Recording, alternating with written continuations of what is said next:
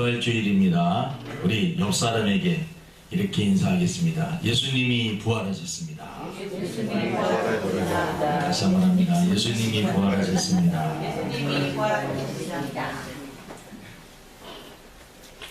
그게 나랑 무슨 상관인데 이런 분들도 있을 거예요. 부활이 없다면, 다시 살아나는 것이 없다면, 천국이 없고 영생이 없다면, 이렇게 날씨가 좋은 이 날씨에 이 교회에 와가지고 자리에 앉아있는 이 자체가 어떻게 보면 헛수 보일 수 있는 것입니다. 부활이 없다. 그래서 바울은 부활이 없다면, 사람이 죽고 다시 살아나는 것이 없고 천국이 없고 영생이 없다면, 주일날 이렇게 와서 예배드리고 주님을 위해서 헌신하고 주님을 위해서 봉사하고 주님을 사랑하는 마음으로 한평생 그래도 나름대로 경건하게 살려고 몸부림치고 하는 그 모든 것들이 헛되다는 것입니다. 그리고 바울은 부활이 없다면 예수 믿는 사람들이 가장 불쌍한 사람들이다. 성경에 보면 70이요 강건하면 80이다. 시편 90편에 모세가 그런 말씀을 해서, 사람이 살면 평균적으로 100세 시대라고는 하지만 평균적으로 성경에는 사람들이 어느 정도 사느냐, 70 아니면 80 정도 평균적으로. 장례식장에 가보면 요즘에 조금 높아지긴 했는데 거의 70, 80, 여자분들이 조금 더 오래 사시더라고요. 보면 평균적으로. 재료가 남자들은 흙이고 여자분들은 뼈로 만들어서 그런지 여자분들이 조금 더 오래 사는 것 같습니다. 아무튼 우리가 이 세상에 살다가 그냥 죽고 그 다음에 아무것도 없다면, 그냥 이 세상 살다가 죽으면 끝이라면, 이렇게 살건 저렇게 살건 온갖 나쁜 짓을 다 하고 살아도 죽으면 끝나고, 아무리 선하고 좋은 일을 해도 죽으면 아무것도 아니다. 그럼 그게 더 이상하지 않습니까? 근데 오늘 예수님께서 우리들에게 이런 말씀하십니다. 예수께서 이르시되 나는 부활이요 생명이니 나를 믿는 자는 죽어도 살겠고 무릇 살아서 나를 믿는 자는 영원히 죽지 아니하리니 이것을 내가 믿느냐. 예수님께서 나는 부활이요 생명이다. 여러분, 그래서 우리가 예수님을 믿으면 죽어도 다시 살아나는 것입니다.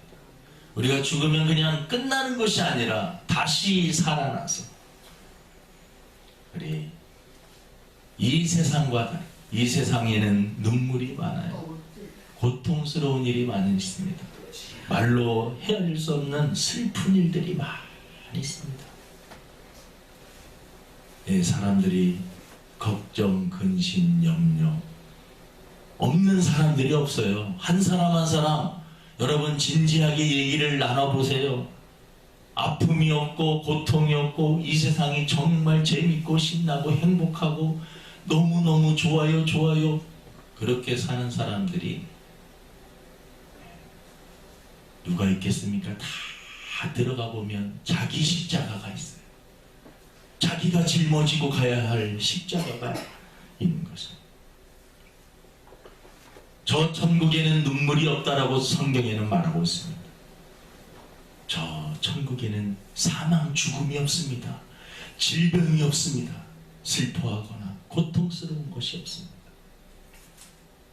우리 예수님께서 부활하셔서 우리들에게 그 영원한 그 천국에 들어갈 수 있도록 길을 만들어 놓으신 날이 어떻게 보면 이 부활주일입니다. 예수님께서 이 세상에 오신 성탄절도 너무나 중요한 날이지만 저와 여러분들의 죄를 해결하시기 위해서 십자가를 지셨다가 3일 만에 다시 부활하셨습니다. 만약에 여러분 기독교가 부활이 없고 십자가만 있었다면 우리는 매일 우울한 예수님의 십자가만을 생각하면서 찬양도 매일 우울한 찬양만 불렀을지도 모르겠어요. 매일 죽음만을 생각을 하면서 나 같은 죄인 살리시. 그 찬양이 너무나 좋지만 365일 나 같은 죄인 살리시.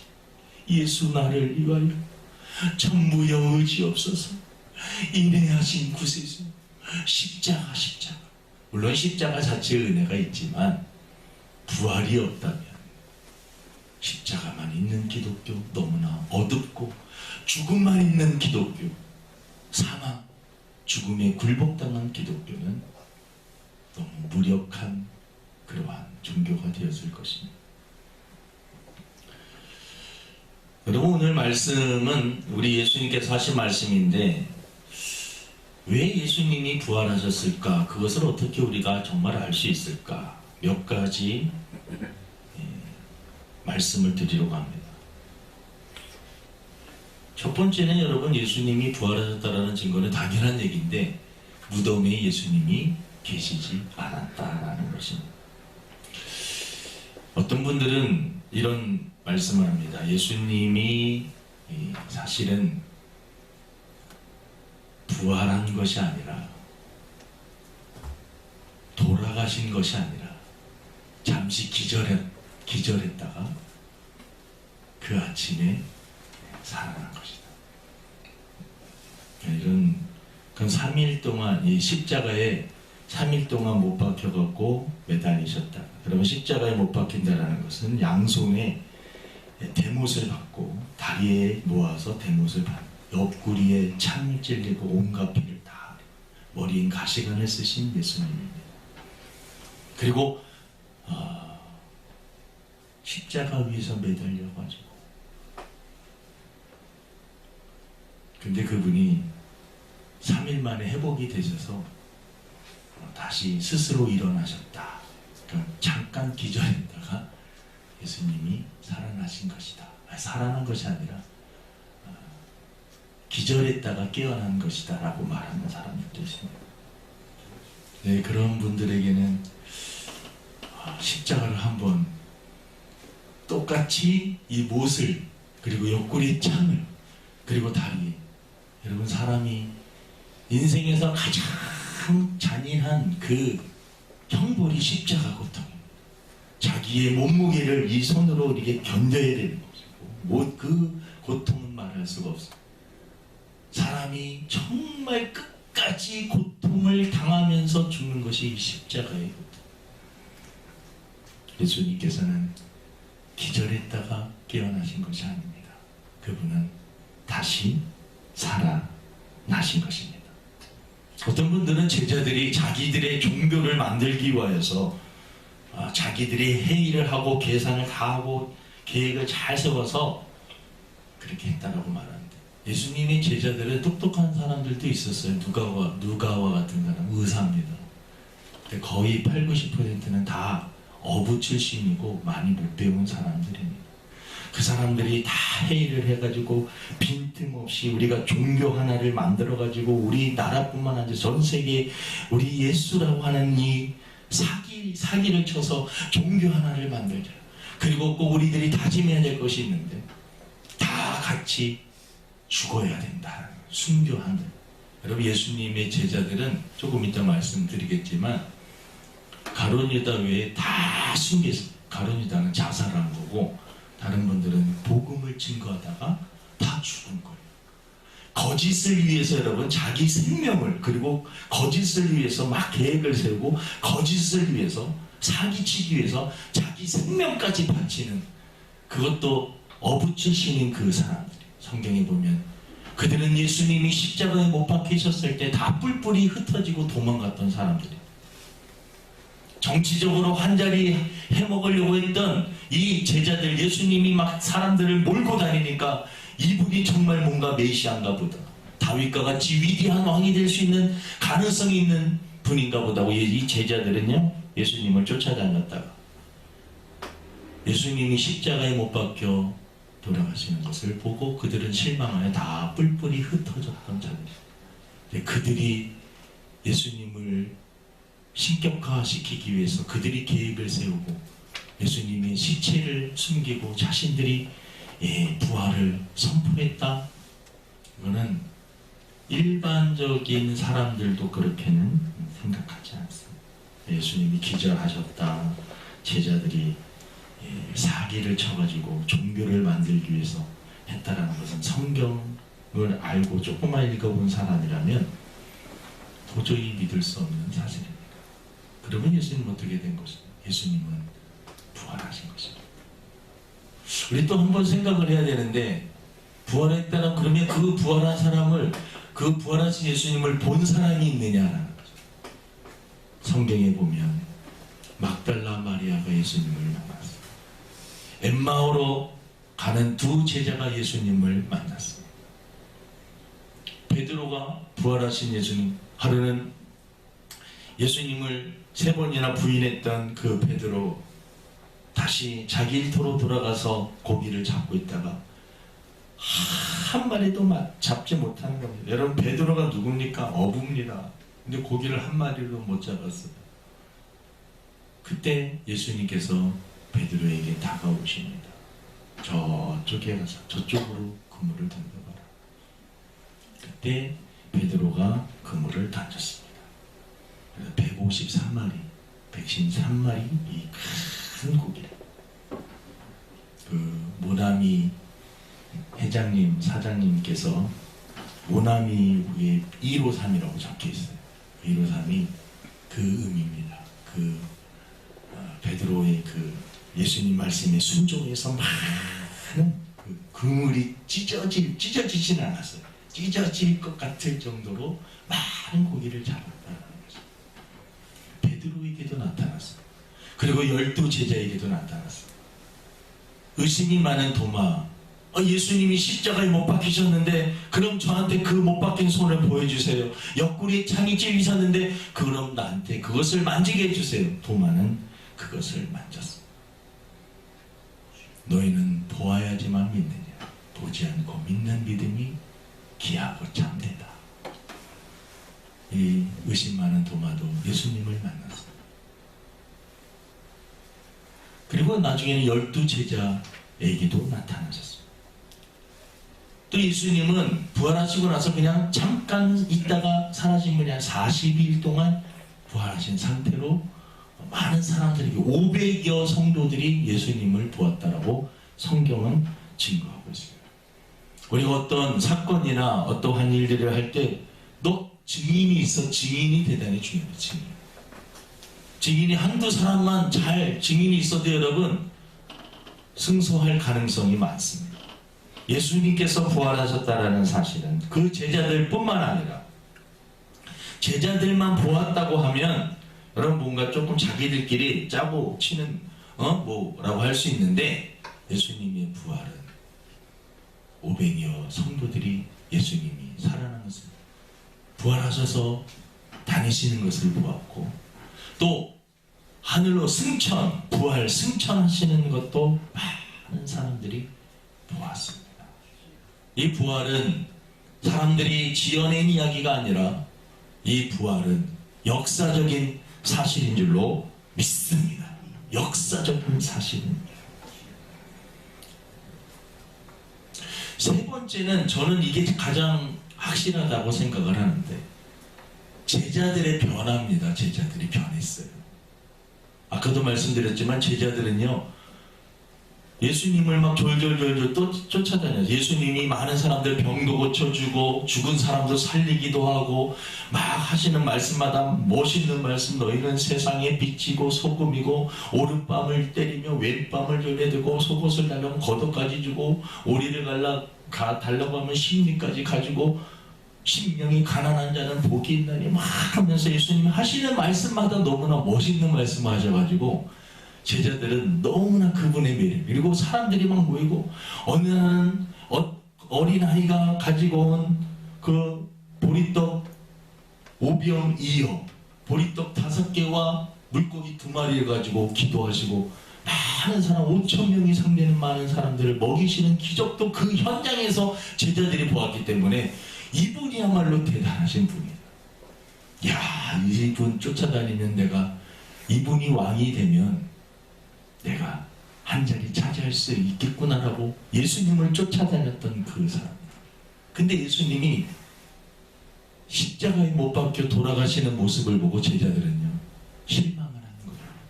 아니 뭐야, 저 능력이 많으신 분이 왜 저렇게 십자가에 무력하게 돌아가세요? 그리고 제자들이요 다 실망해서 뿔뿔이 다 흩어진 그러한 상태였습니다. 그리고 예수님께서 그들에게 나타나셔서, 부활하신 예수님 그들에게 나타나셨습니다.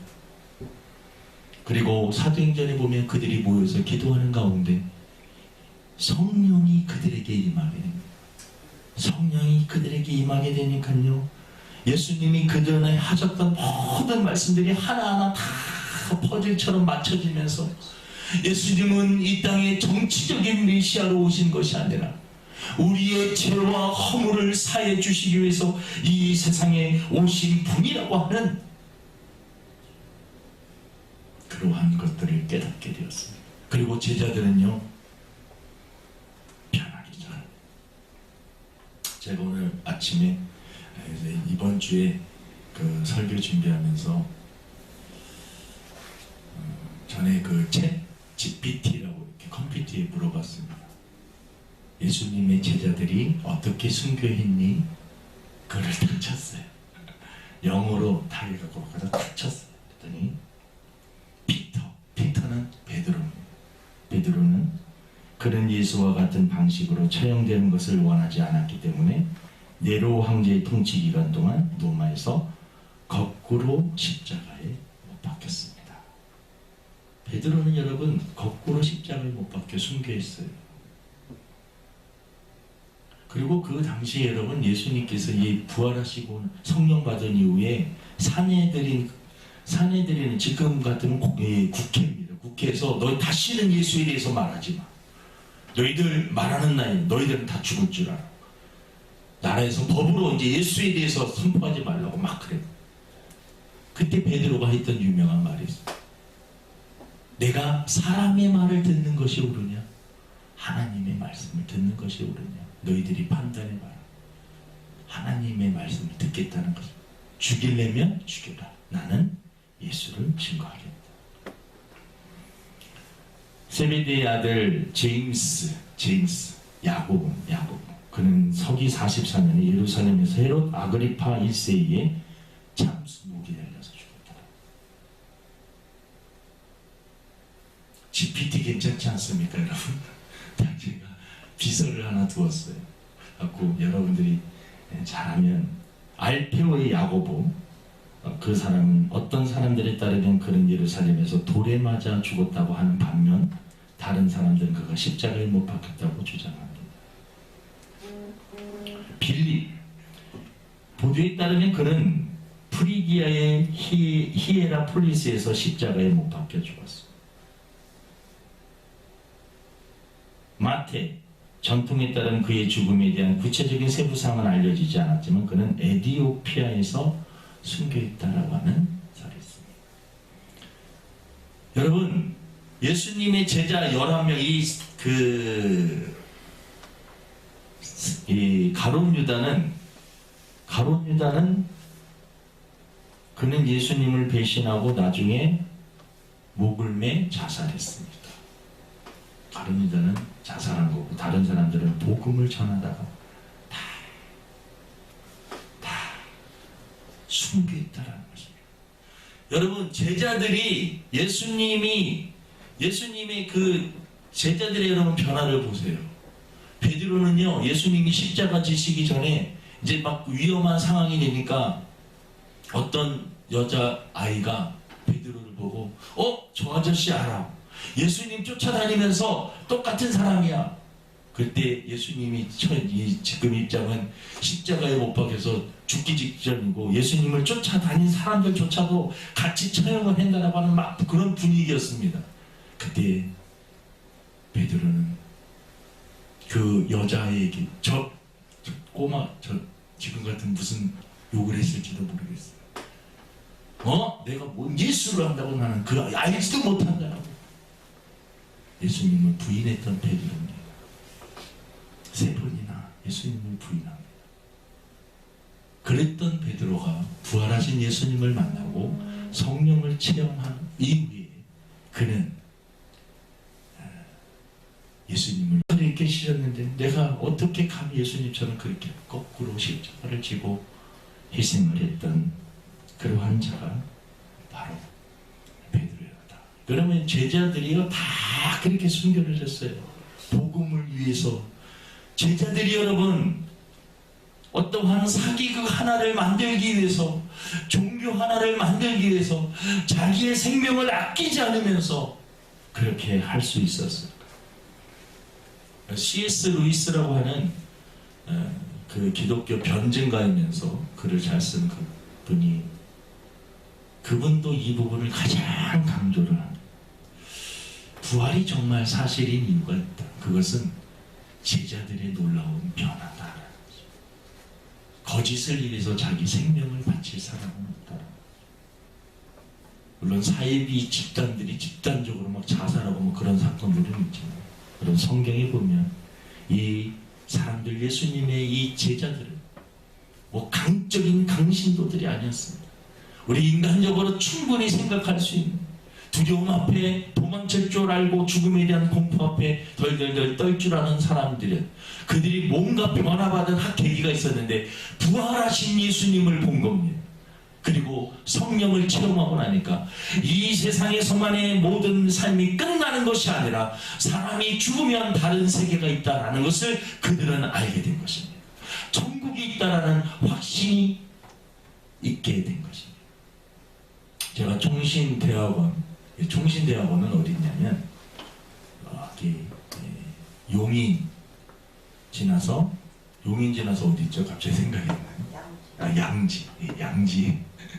양지에 거기 캠퍼스가 있어요. 대학은 거기 사당동에 있고 대학원은 양지 캠퍼스가 있는데, 거기 산 하나 넘으면 100주년 순교자 기념관이 있어요. 거기 가보면요 일제시대 때 순교당한 수많은 사람들, 복음 때문에 희생하고 자기의 생명을 아낌없이 너 예수 믿을래 안 믿을래 해갖고 믿는다고 막 잔인하게 죽였던 그러한 시절 때 예수님을 부인하지 않고 참수를 당하고, 어떤 사람들은요 그 100주년 기념관 입구에 가보면요 한 분이 머리를 이렇게 작두에 딱 머리를 이렇게 박고 있어요. 작두에 머리 잘라 죽인 분들도 많아요. 얼마나 잔인하게 불에 화형당해서 죽기도 하는 사람. 근데 그분들이 그렇게 할 수 있었던 이유는 다른 것이 아닙니다. 부활에 대한 확신, 내세에 대한 확신, 천국이 있다라고 하는 확신이 있었기 때문에 그런 것입니다. 가면 갈수록 기독교가 침체되고 있는 그러한 시대에 사실 우리가 살고 있습니다. 그래서 어떻게 보면 부활절이 더 의미가 있습니다. 여러분 진지하게 한번 우리의 삶에 대해서 생각해 봐야 되는데, 내가 죽고 살다가 죽으면 그냥 흙으로 가고 그냥 끝나버리는가? 근데 성경은 한 번 죽는 것은 정해진 것이고 그 이후에는 심판이 있다라고 선포하고 있는 것입니다. 네 번째 마지막으로 한 말씀 더 드리면, 예수님이 죽기 전에, 이제 십자가에 못 박히기 전에 제자들과 나눴던 그 대화들이 있잖아요. 그 대화에서 예수님은 당신이 십자가에 못 박혀 죽었다가 다시 살아나실 것을 제자들에게 미리 말씀을 해 놓으셨다는 겁니다.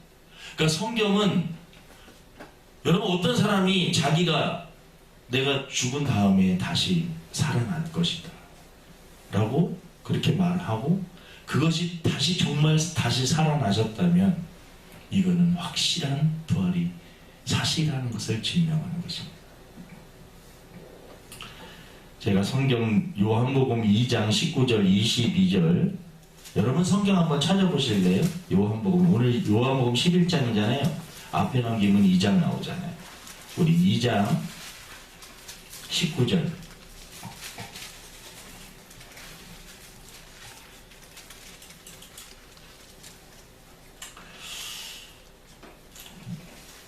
우리 한번 읽어보도록 하겠습니다.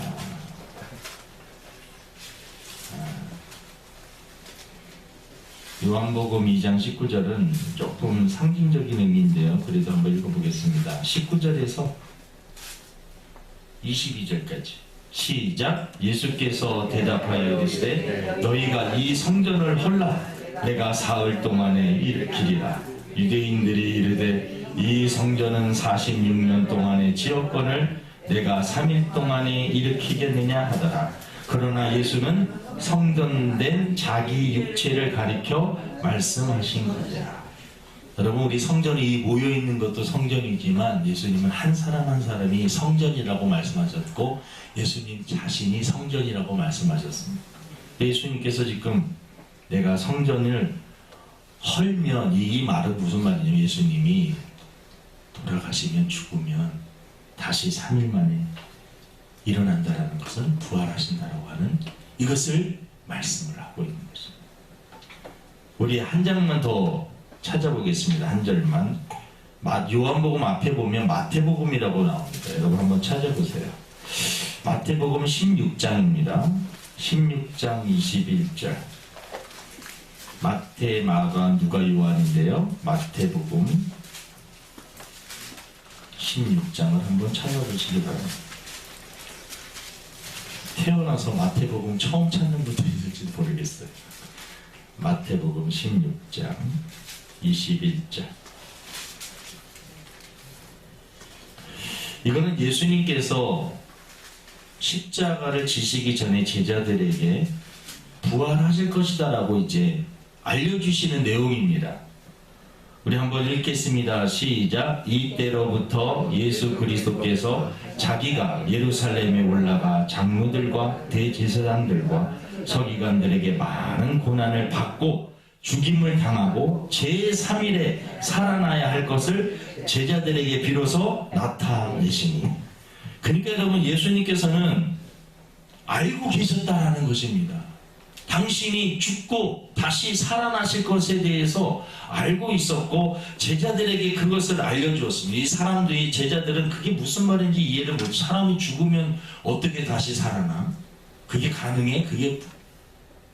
그런데 제자들이요, 이 부활하신 예수님을 만나고 또 성령 받으니까 예수님이 전에 말씀하셨던 이런 말씀들이 다 하나하나 생각이 나면서 예수님께서 죽었다가 다시 살아나신다는 거, 성전을 헐었다가 다시 일으켜 세운다라는 말, 3일 만에 다시, 4일 만에 다시 세운다라는 이 의미가 예수님의 몸이 성전이고 그 성전이 다시 살아나신, 부활하신다라고 하는 말씀이라는 것을 그들이 다 깨닫게 된 것입니다.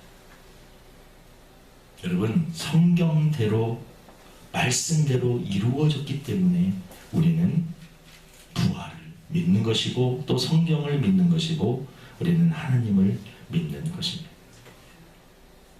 예수님께서 여러분 직접 하신 말씀이 있습니다. 하나님이 세상을 이처럼 사랑하사 독생자를 주셨으니 이는 저를 믿는 자마다 멸망치 않고 영생을 얻게 하려 하십니다. 이건 요한이 한 말씀이긴 하지만 예수님께서 우리들에게 주신, 요한복음 14장 6절은 예수님께서 직접 하신 말씀이에요. 예수께서 이르시되 내가 곧 길이요 진리요 생명이니 나로 말미암지 그는 아버지께로 올 자가 없느니라. C.S. 루이스는 예수님은 둘 중에 하나다. 하나는 정신병자든지 아니면 정말 메시아다. 왜냐하면 길거리 다니면서 그러는 거예요. 나는 길이고 진리고 생명이, 너희가 나를 믿어야지만 저 하나님 나라에 천국에 갈 수 있어. 여러분, 지금 길거리 다니면서 누군가가 내가 길이고 진리고 생명이야, 나를 믿으면 너희들 영원히 죽지 않고 영생을 얻을 수 있어. 그러면 여러분들 뭐라고 그러겠어요? 저 또라이 아니야? 정신병자 아니야? 지금도 그런 분들이 있어요. 나를 믿고 나를 메시아로. 예? 그 당시에도 예수님에 대해서 그렇게 생각하지 않았겠어요? 또 예수님께서 이렇게 말씀하십니다. 내가 진실로 진실로 너에게 이르노니 내 말을 듣고 또 나 보내신 이를 믿는 자는 영생을 얻었고 심판에 이르지 아니하나니 사망에서 생명으로 옮겼느니라. 이거 예수님이 직접 하신 말씀. 예수님이 또 이런 말씀도 하셨어요. 요한복음 6장 51절에 보니까 나는 하늘에서 내려온 살아있는 떡이니 사람이 이 떡을 먹으면 영생하리라. 내가 줄 떡은 곧 세상의 생명을 위한 내 살이니라 하시니라. 우리 지난주에 성찬식을 했는데 예수님이 떡이라고 말씀드려요. 떡이라고. 떡을 먹어야지만이 영생할 수 있다. 요한복음 17장 3절에 영생은 곧 유일하신 참 하나님과 그가 보내신 자 예수 그리스도를 아는 것입니다. 로마서 6장 23절에 죄의 삭은 사망이요 하나님의 은사는 그리스도 예수 우리 주 안에 있는 영생입니다. 어떤 분들은 예수님을 믿는 것은 너무 무모한 것입니다. 그리고 너무 말이 안 되는 게 많이 있어요 라고 말을 하지만, 여러분 인생을 우리들이 30 넘어가고 40 넘어가면 이제 40 정도 넘어가 어느 정도 중반에 지났기 때문에 자기 인생에 대해서 진지하게 생각을 해봐야 됩니다. 죽음에 대해서 생각을 해야 됩니다. 여러분, 죽고 난 다음에 정말로 아무것도 없는 것이라면 선하게 살려고 몸부림 그렇게 칠 이유가 있을까? 그냥 사람들 눈이나 조금 피하고 이렇게 살면 되지 않을까? 근데 성경은 우리들에게 하나님이 모든 것을 다 보고 계신다라고 말씀을 하십니다. 그리고 심판을 받게 될 것입니다. 우리가 속으로 생각하는 그 생각들까지 하나님은 다 하십니다. 사람은 속일 수 있어도 하나님은 속임을 받지 않는, 속지 않으시는 분이에요. 그래서 하나님이 심판대 앞에 섰을 때 우리의 모든 온갖 더럽고 추하고 부끄럽고 냄새나는 죄악이 다 드러나게 돼 있다. 이 세상에 있던 거짓말, 이 세상에 있던 추잡한 일들 다 하나님이 적나라하게 다 드러나신다. 그래서 여러분, 우리가 이 세상 태어나서 죽는 날까지 지었던 죄들만 생각해갖고 계산을 해보면 다 지옥 간다라는 것이에요. 그 죄를 해결해 주시기 위해서 예수님이 십자가를 지셨다. 예수님은 다시 살아나신 걸로 내가 너의 죄를 위해서 십자가를 졌다. 너가 나를 믿고 나와 함께 인생을 살며 하나님의 말씀대로 살면 너희들에게 영생이 주어질 것이다. 우리들에게 귀한 선물을 주신 것입니다. 부활절을 계기로 여러분, 나는 길이요 생명이요 진리요 생명이라고 하신 말씀, 나는 부활이요 생명이라고 하신 예수님의 말씀 기억하고, 이 자리에 참석한 모든 성도들 한 사람도 낙오되지 않고 다 하나님 나라 갈 수 있는 저와 여러분 되기를 주님의 이름으로 축원을 드립니다. 하나님 아버지, 부활절을 맞이하여서 부활의 의미를 생각하며 부활이 왜 사실인가 우리가 한번 생각해 보아. 사람의 말이 하나님 한계가 있음을 느낍니다. 아무리 논리적으로 설명한다 할지라도 성령님께서 믿음을 주시지 않으면 믿어지지 않는 사건이 부활 사건입니다. 하나님, 저희들에게 믿음을 선물로 허락하여 주시옵시고 성령님께서 역사하여 주셔서 우리의 인생을 진지하게 생각하며 내가 이 세상 마치는 날 하나님 앞에 섰을 때 부끄러운 모습으로 서는 것이 아니라 예수님의 보혈로 제사함 받고 할렐루야 찬양하며 하나님의 나라에 입성할 수 있는 저희들이 다 되게 도와주시옵소서. 감사하며 예수님의 이름으로 기도드립니다.